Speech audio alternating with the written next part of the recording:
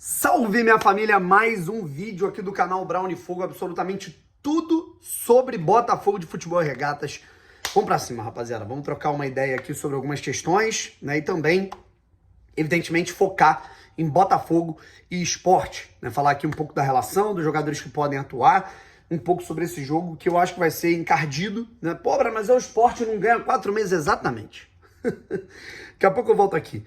Só finalizando um pouco, né, tudo que a gente passou ontem, da ansiedade que a gente passou com tudo que rolou, né, da situação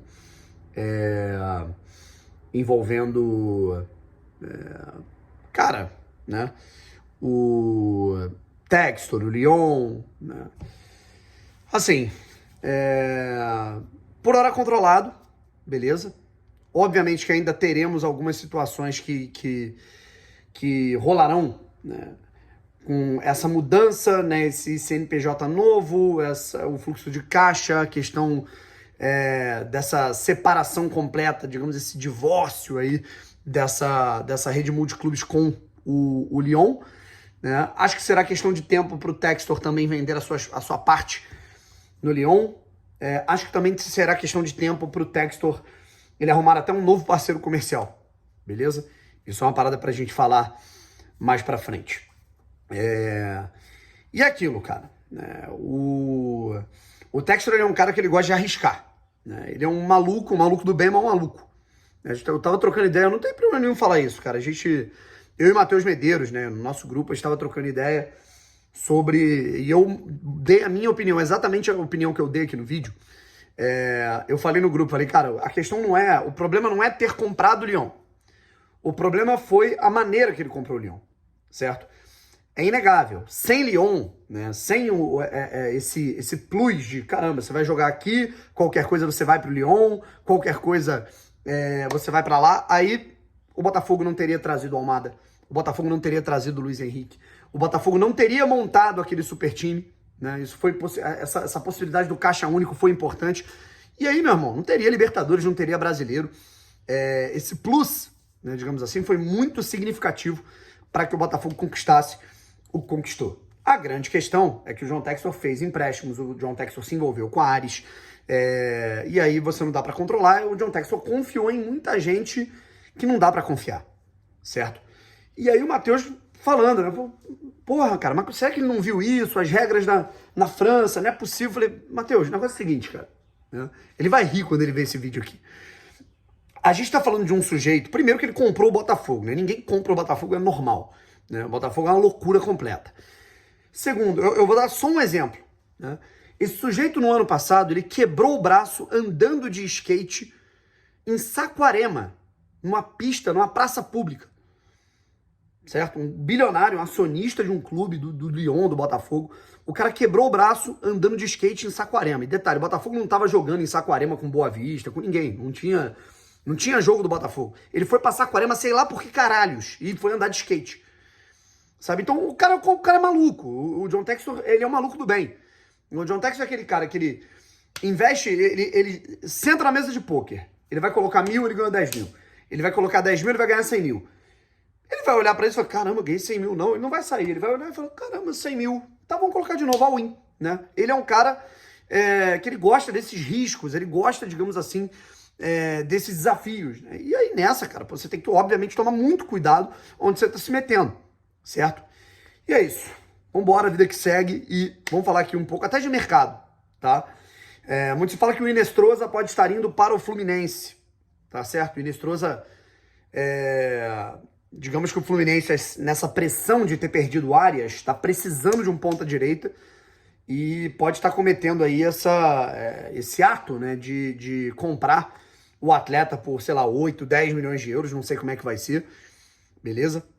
O Botafogo entende que não vale a pena comprar esse atleta por 8, 10 milhões de euros. Primeiro que o Botafogo tem um jogador um pouco mais alto do que um atleta de 1,73 m. Segundo, pelo histórico disciplinar. O Inestrosa é um cara que ele é completamente totoca da cabeça. Então, assim, o Botafogo prefere dar outras investidas.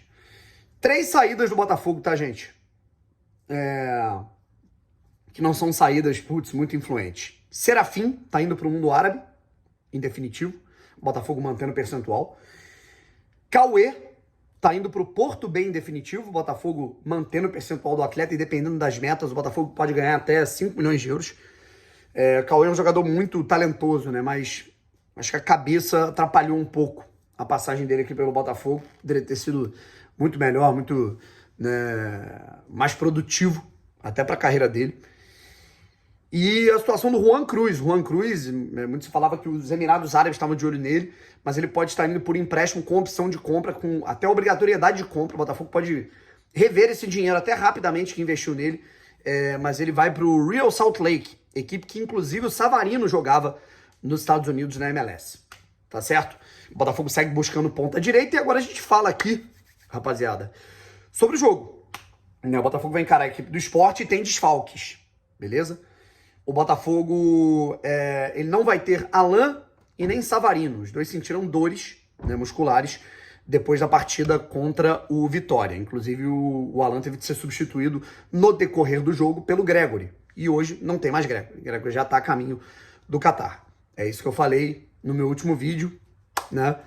Bate na madeira, irmão. Que boca minha, né? Mas eu não acho que o Alan aguenta a intensidade de jogo quarta, domingo, jogo de 3 em 3 dias, 4 em 4 dias, jogando 90 minutos. Ele é um cara que ele vai contribuir num jogo, no outro jogo ele vai jogar 60 minutos, no outro jogo ele vai ficar ausente, depois ele vai... A questão física é o problema do Alan. O Alan não é questão técnica, né? Marca pra caralho, joga muito, intensidade, qualidade com a bola no pé, construção. O Alan, eu diria que ele tem as valências do Marlon, tudo bem que a bola longa nem tanto, mas... E as valências do Gregory, né? Mas é um jogador que na intensidade ele acaba ficando um pouco abaixo. Então é importantíssimo que o Botafogo se reforce. O Botafogo já se reforçou com o Danilo, mas o Danilo não está disponível para essa partida contra o Sport ainda. Ainda vai chegar no Rio de Janeiro, vai ser apresentado, vai ser regularizado, para que ele jogue, quem sabe, contra o Corinthians, né? Ex-rival dele no Palmeiras. Além da situação toda, né, que envolve o Danilo, né, a gente não vai ter o Danilo Barbosa, certo? E isso eu acho que é um erro, beleza? Danilo Barbosa se afasta dessa partida para jogar, certo? Pelo Fortaleza. No fim das contas ficou aquela, o Botafogo falando, cara, você é importante, você ainda faz parte do grupo, você vai ser útil, mas o Renato Paiva ligou, né? Inclusive nesse momento tá rolando Fortaleza e Bahia, né? Até o momento que eu tô gravando aqui, o Fortaleza do Paiva tá ganhando. O Paiva ligou pra ele e falou, cara, você vai ser utilizado aqui, vai ter minutagem e tal, e ele parece que tá encaminhando a sua ida por empréstimo até o fim do ano pro Fortaleza. A grande questão é que eu não deixaria de tê-lo nesse jogo. Eu falaria com o Danilo, Danilo, beleza, você quer que a gente te libere? A gente vai te liberar, a gente vai te emprestar. Mas você joga agora contra o Sport, tá certo? Enfim, se o David liberou é porque entende que não é tão importante, mas eu acho que seria muito importante. O Botafogo vai viajar, né, na lista dos relacionados, o Botafogo tem 3 meio-campistas.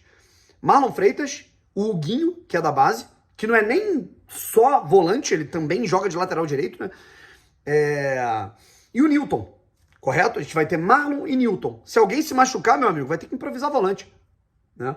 Então, assim, eu acho que era muito importante o Botafogo olhar e falar, Danilo, beleza, tu vai pro Fortaleza, mas tu vai jogar esse jogo aqui antes, certo? Igual o Gregory. O Gregory foi pro Al Rayyan.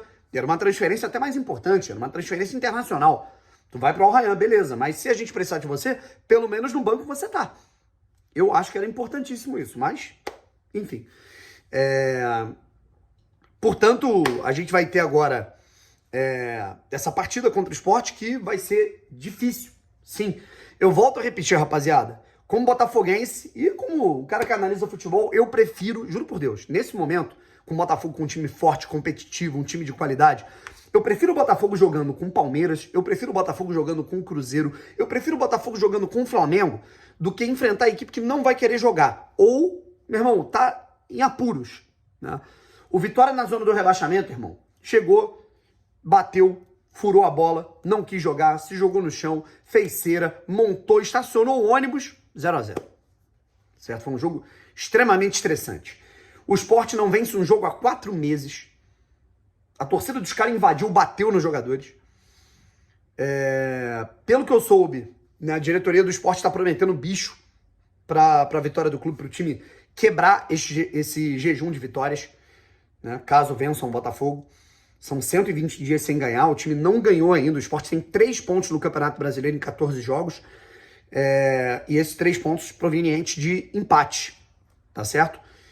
E é aquilo, cara, os caras vão entrar, mano, com sangue nos olhos, pressionando, dando porrada, gramado pesado.